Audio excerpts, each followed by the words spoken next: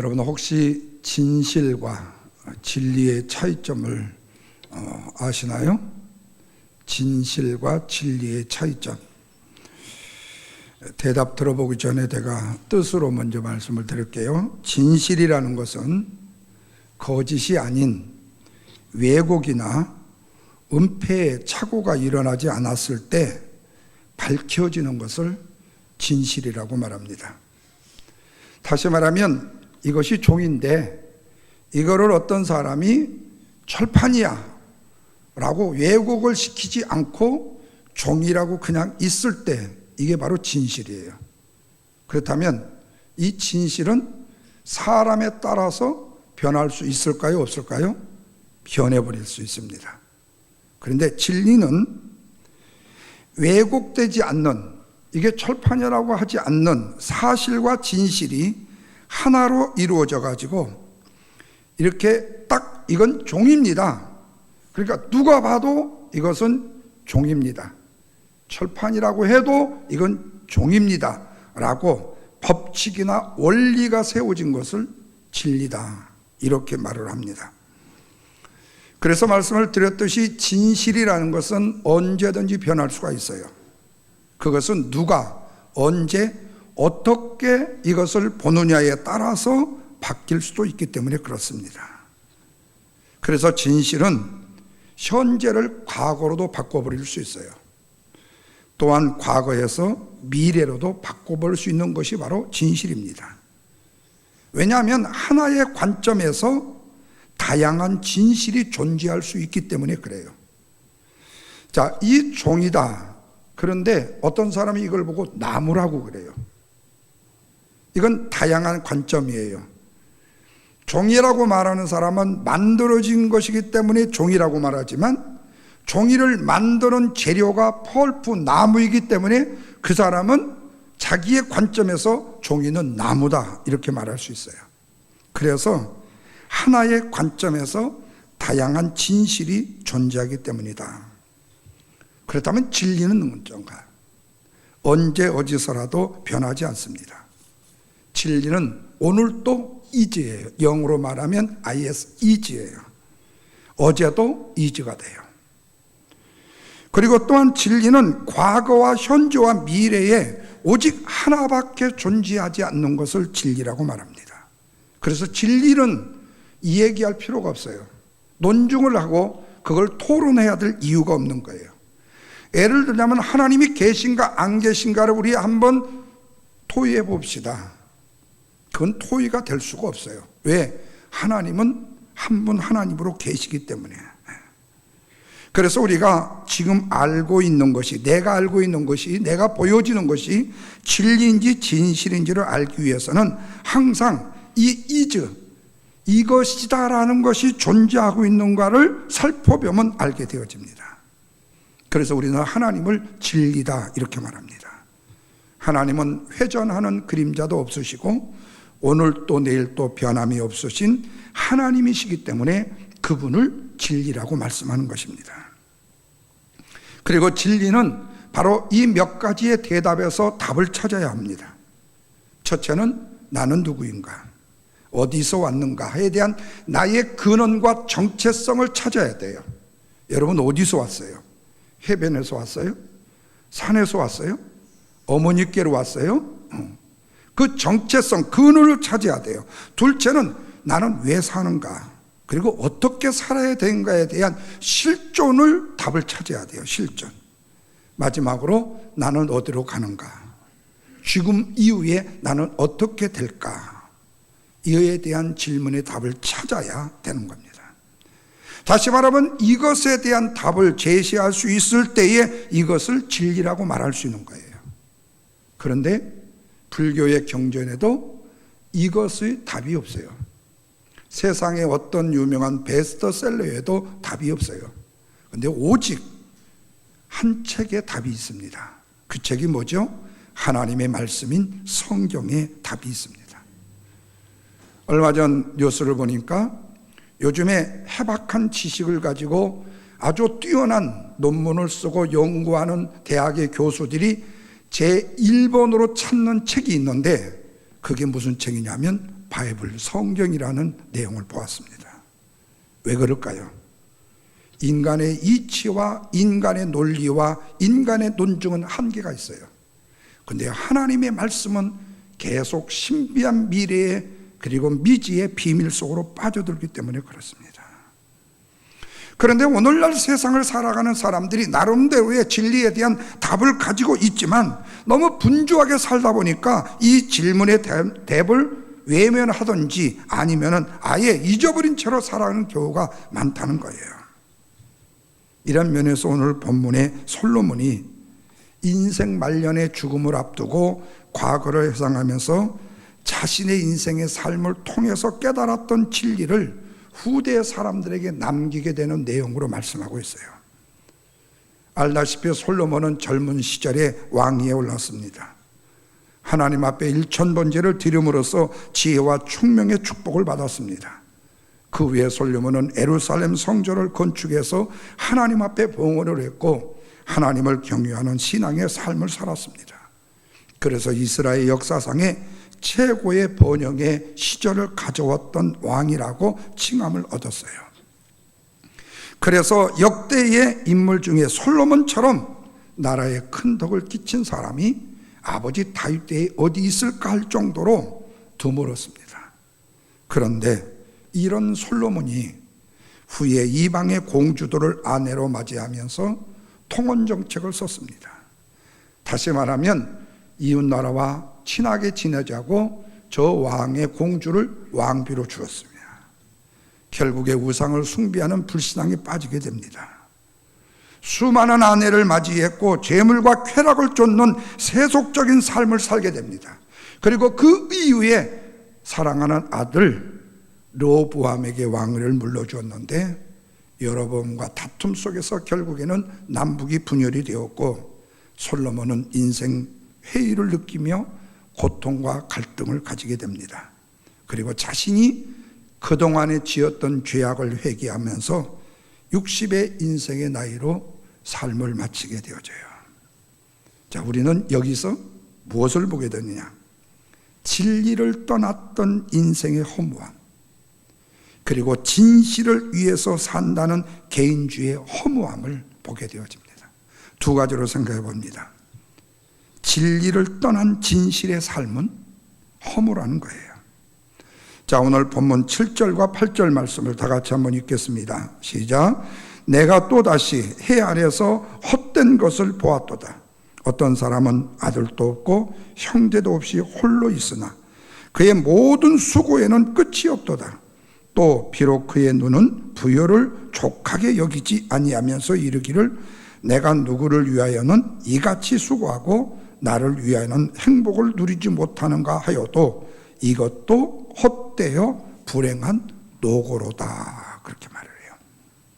자, 자식이 없습니다. 형제도 없습니다. 아무도 없어요. 그런데 열심히 수고해서 돈을 많이 모았습니다. 그런데 결국 그러다가 쓰러져서 돈만 쌓아두고 나이가 들어 병이 들어 죽을 수밖에 없었답니다. 자, 이렇게 이 사람이 열심히 살았다는 것 사실 자체는 뭐지요? 팩트, 진실이에요. 또 인간으로 이 땅에 태어난다면 열심히 살아야 하는 것이 진실이고 팩트인 것이 사실이에요. 그런데 솔로몬은 이 진실, 이 팩트라는 것 삶이 헛된 것이니까 여러분 이렇게 제발 살지 마십시오라고 부탁하고 있다는 거예요. 왜냐하면 자신의 만족을 위해서 수고하고 노력하는 사람이 아무리 많은 부를 쌓고 그리고 권력을 쌓는다 할지라도 그걸 통해서 만족과 행복을 얻을 수 있다 없다? 없다는 겁니다. 오히려 그 물질과 그 권력을 통해서 외로움과 고독으로 인하여 허무한 인생을 살게 되더라는 겁니다. 그러나 진리와 함께 사는 사람, 함께 협력하고 돕는 사람은 참된 만족과 행복의 삶을 살더라는 거예요. 왜 그래요? 그의 삶이 진리의 삶이기 때문이다. 그래서 하나님께서는 아담과 하와를 이 땅에 허락하신 다음에 진정으로 축복된 너희의 삶이 뭐냐 하는 것을 말씀하면서 바로 너희 둘이 하나가 되어 함께 사는 삶이라고 최초로 함께 사는 사람의 진리의 축복을 말씀해 주셨어요. 그런데는 우리의 신앙생활도 그렇습니다. 나 혼자만의 믿음 생활을 잘하면 나는 잘하는 사람이라고 생각하면 안 됩니다. 사랑하는 내 형제와 내 가족과 나아가서는 이웃과 지역사회 그리고 모두가 다 하나님을 믿도록 주의 복음을 전파하는 사명을 감당하는 것이 진정한 나의 행복이라는 말씀입니다. 이것이 바로 우리가 진리 안에서 감당해야 될 마땅한 사명이라는 말씀입니다.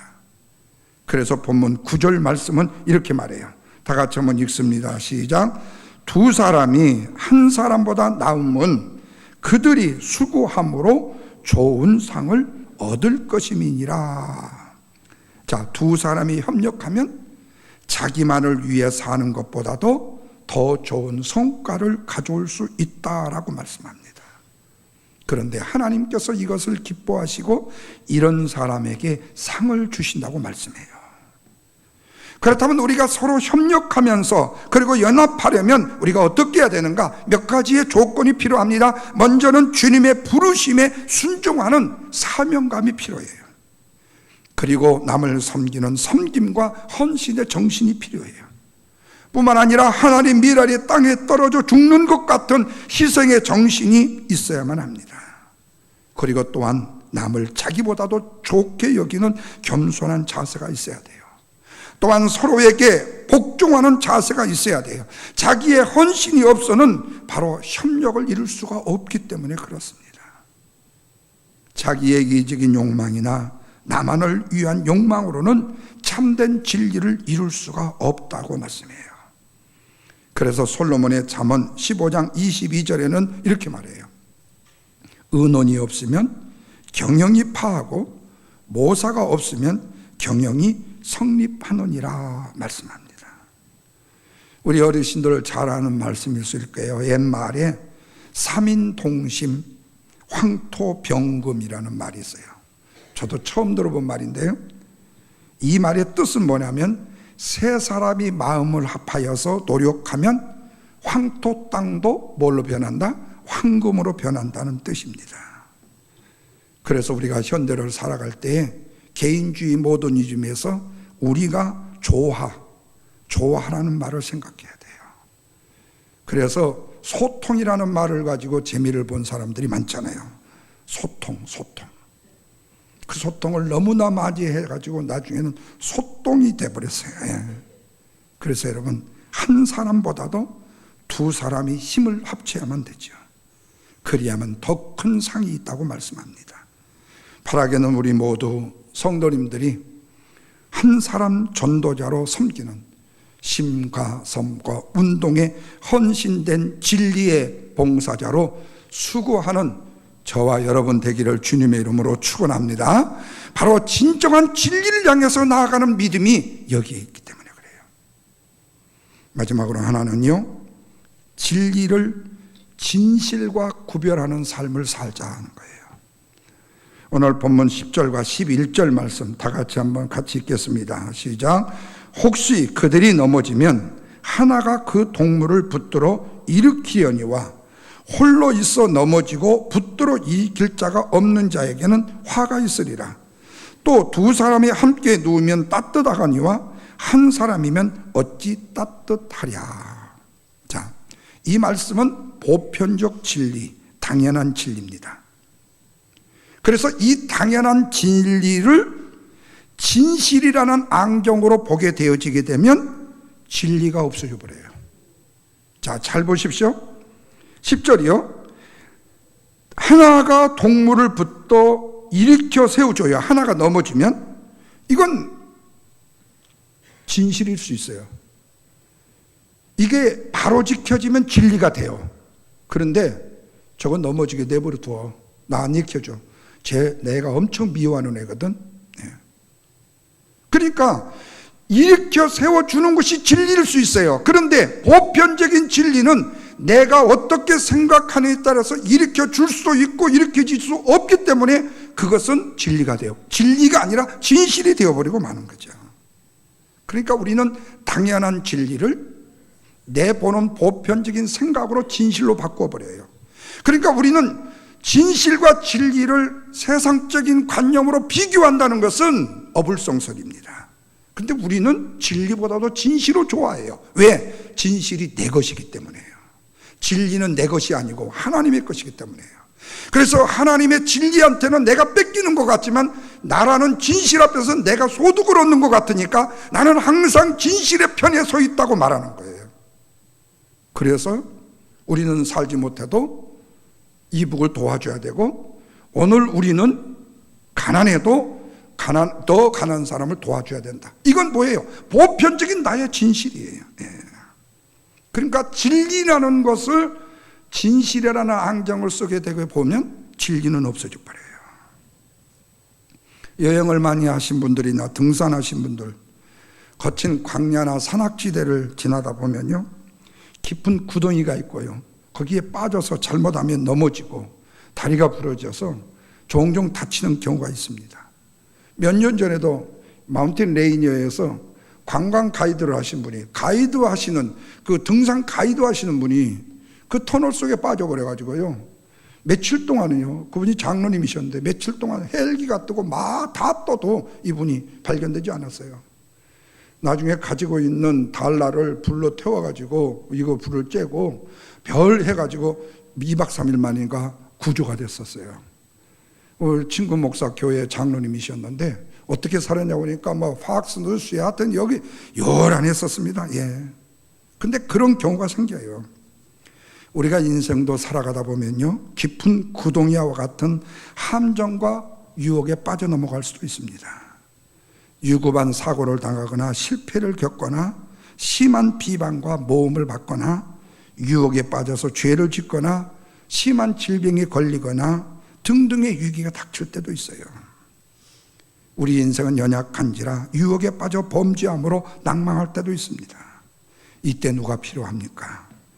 위로하고 붙들어 줄 진리의 동반자가 필요하다는 거예요. 진실한 동반자가 아니라 진리의 동반자가 필요하다는 거예요. 지금 있는 현재의 진실만을 이해할 사람이 아니라 진리를 받아들일 수 있는 사람이 필요하다는 거예요. 여러분, 하나님의 말씀이 진리인데 왜 어떤 사람은 그 말씀을 은혜로 받아들이고 어떤 사람은 그거를 받아들이지 않고 거부합니까? 그것은 내가 보는 관점에서의 하나님의 말씀이 진실이라고 믿기 때문에 그래요. 그래서 그 진실은 쉼없이 변하는 거예요. 진실은 끝까지 믿을 수가 없는 거예요. 그래서 재판정에서 증인이 나와 증언을 합니다. 그런데 그분에게 묻습니다. 그랬습니까? 아닙니다.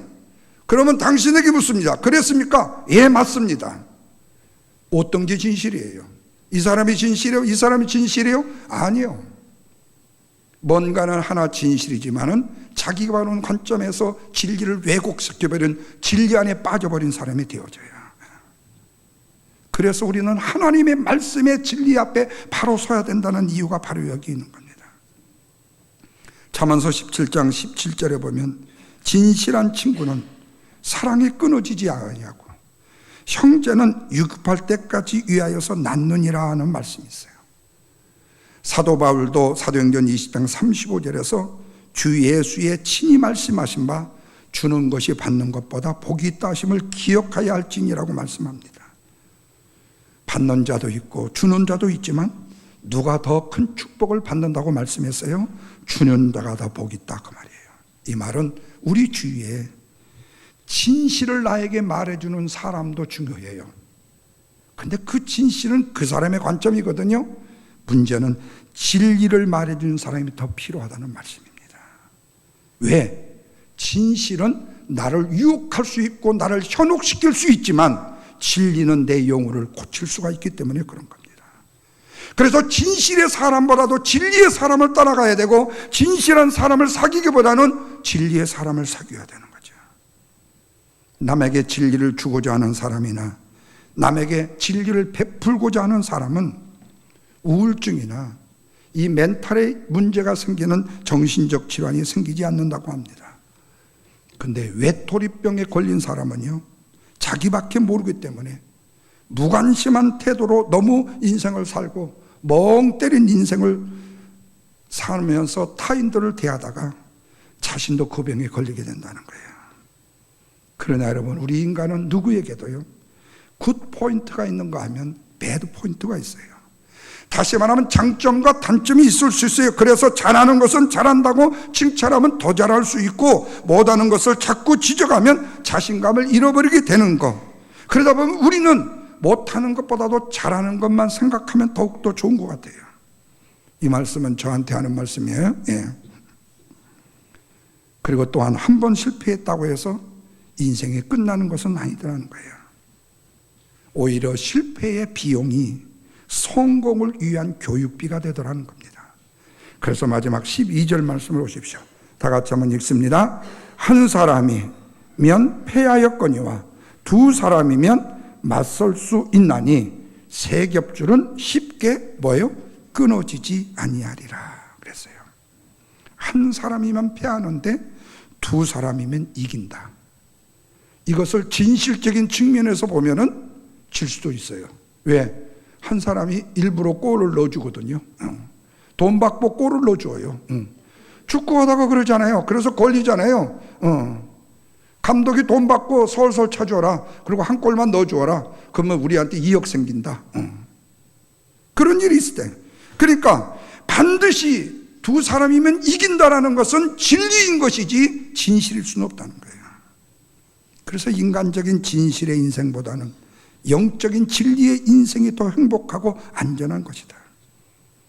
아간 사단 마귀도 항상 혼자서 잘났다는 사람이나 혼자서 똑똑한치 않은 사람에게 들어가서요, 그 사람을 교만하게 만듭니다. 실패하게 만듭니다. 낙심하게 만듭니다. 절망에 빠지게 만들어요. 출애굽기 17장 10절 이하의 말씀에 여호수아가 아멜렉과 싸울 때 모세가 아론과 훌이 산꼭대기에 올라가서 기도합니다. 모세가 손을 들면 이스라엘이 이기는데 손을 들고 있다가 너무 아파서 내리니까 아멜렉이 이겨요. 그때에 아론과 훌이 피곤한 모세의 손을요 들어 올려가지고 이 밑에다가 큰 돌멩이를 받쳐줘가지고 계속 모세로 하여금 손을 높이 들고 있게끔 만들어줘요. 그때 여호와께서 모세에게 이것을 책에 기록하여 기념하게 하고 여호수아의 귀에 외워 들리게 하라. 그것은 내가 아멜렉을 도망하여 천하에서 잊어버리게 하리라 말씀했어요. 그러자 모세가 여호와께 탄을 쌓고 그 이름을 여호와의 니시라고 했다고 말씀하고 있습니다. 사랑하는 성도 여러분, 진실하다는 인간적인 도움이 말뿐일 때가 많아요. 그러나 영적인 진리의 도움인 하나님을 향한 기도는요, 전쟁에서의 승리뿐만 아니라 우리의 삶을 더욱더 풍족하게 만들 수가 있습니다. 그런데 사람들은 서로 기도하지 않아요. 하나님의 도움을 받으려고도 하지 않아요. 내 인생인데 뭘, 나 혼자 그냥 사는 거지. 유치하게 힘들고 어려운 일을 당했다고 하나님 앞에 붙들고 기도하는 거, 나 혼자 해결하는 거지 내 체질 아니야. 배짱으로 살려고 하는 사람 많습니다. 그런데 오랜 세월이 지나고 보면 이 사람의 인생은 결코 행복한 인생이 아니더라고요. 성공한 인생이 아니고 실패한 인생, 불행한 인생이 되기가 쉽더라고요. 그래서 레위기 26장 8절에는 이런 말씀을 해요. 너희 다섯이 백을 쫓고 너희의 백이 만을 쫓으리니 너희의 대적들이 너희 앞에서 칼에 엎드려 줄 것이라. 모세가 마지막 유언을 남기는 말씀이 나와요. 이 말씀은 이스라엘 백성들에게 분산에 흩어지지 마라, 뭉치고 연합해야 산 길이라고 당부한 말씀입니다. 이 말씀처럼 분명히 우리는 힘이 없는 자입니다. 약한 자들입니다. 그래서 지금은 바빠요. 시간이 없어요. 마음의 여유까지도 없습니다. 이 모든 것들이 거짓이 아닌 진실, 팩트, 사실이에요. 그러나 바로 이 팩트, 진실, 사실을 뛰어넘는 진리가 필요해요. 바빠도요, 주일할 수 있고요, 시간이 없어도요, 짬을 낼 수 있고요, 마음의 여유가 없어도요, 열정을 낼 수가 있어요. 이것이 바로 진실을 뛰어넘는 진리의 사람입니다. 그래서 영적인 팀워크가 필요합니다. 힘없는 연약한 자들이 모였다 할지라도 마음과 뜻을 합하면 큰 힘이 생겨요. 아무리 강한 자라도 물리칠 수가 있습니다. 적은 인원이라도 한 팀을 이룰 수 있고 한 팀의 동료가 되어줄 수 있습니다. 교회도 그렇습니다. 재능 있는 사람이 필요한 것이 진실입니다. 능력 있는 사람이 필요한 것이 진실입니다. 아마도 돈 많은 사람이 필요한 것은 더욱더 큰 진실일 수 있을 거예요. 그런데 이 사람들이 진실의 사람, 사실의 사람이지만 이보다 더 중요한 사람이 있습니다. 무엇보다도 진리에 더욱더 힘을 쓰는 사람인 것입니다. 진리에 서서 기도하는 사람, 진리에 서서 봉사하는 사람, 진리에 서서 헌신하는 사람이 필요해요. 이런 사람들이 마음을 합하고 힘을 합하고 연합하는 것이 바로 진리의 힘이요 삼겹줄의 힘인 것입니다. 그래서 진리에 서 있는 교회가 되어야 부흥하는 교회가 되어줄 수 있는 것입니다. 아프리카 밀림에는 아주 사납고 힘이 센 동물들이 많지요. 그래서 약한 동물들은 힘 있는 동물들에 의해서 죽임을 당하는 것이 바로 사실이고 진실입니다. 그런데 이 사실이 어떤 동물이 아닌 곤충에 의해서 진실이 아닌 진리로 변해버리는 경우가 생겨요. 그러면 진리가 누구고 가장 두려운 존재가 무엇이냐? 다름 아닌 몸집이 제일 작은 불개미라고 합니다. 불개미가 아프리카 밀림의 진리랍니다. 일단은요, 개미떼가 이동을 하게 되면요, 아무리 몸집이 큰 코끼리라도 도망을 치고 사자도 다리야 나살라고 도망을 친다고 그래요. 이 맹수들이 개미떼를 무서워하는 것은 개미가 강한 존재, 진실이라서가 아닙니다. 개미의 진리와 개미의 협동심 때문이라는 거예요. 개미는 지극히 작은 벌레에 불과하지만 수십만 마리가 힘을 합해서 한 번 코끼리를 공격하게 되면 하루 만에 그 엄청나게 거대한 코끼리가 뼈밖에 남지는 않나요? 바로 이게 진리예요. 그래서 맹수들이 개미떼가 나타났다 하면 다리 하나 살려라 하고 도망치는 것이 사막의 진리가 되었다는 거예요. 사랑하는 여러분, 이건 무엇을 말해주지요? 진리의 연합의 힘, 진리의 협동의 힘, 진리의 단결의 힘을 말해주고 있습니다. 교회도 그렇습니다. 진리를 사수하는 성도들이 연합하면요, 할 수 없는 일이 없습니다. 진리로 무장한 성도들이 함께 마음과 뜻을 합하여 전도하게 되면요, 부흥하지 않을 수가 없습니다. 진리의 사수자로서의 전도에 열정을 한다면 여러분의 옆자리, 빈자리는 다음 주에 다 채워줄 수가 있어요. 그리고 우리가 기도하는 심과 선무군대의 역사도 먼 일도 없을 것입니다. 내일에 작게만 희생할 수 있으면 됩니다. 진리로 서로 협력하여 좋은 상을 얻으시기를 부탁합니다. 진리로 서로 일으켜주고 세워줌으로 승리하는 성도가 되시기를 바랍니다. 진리는 쉽게 끊어지지 않는 진리이기 때문에 그렇습니다.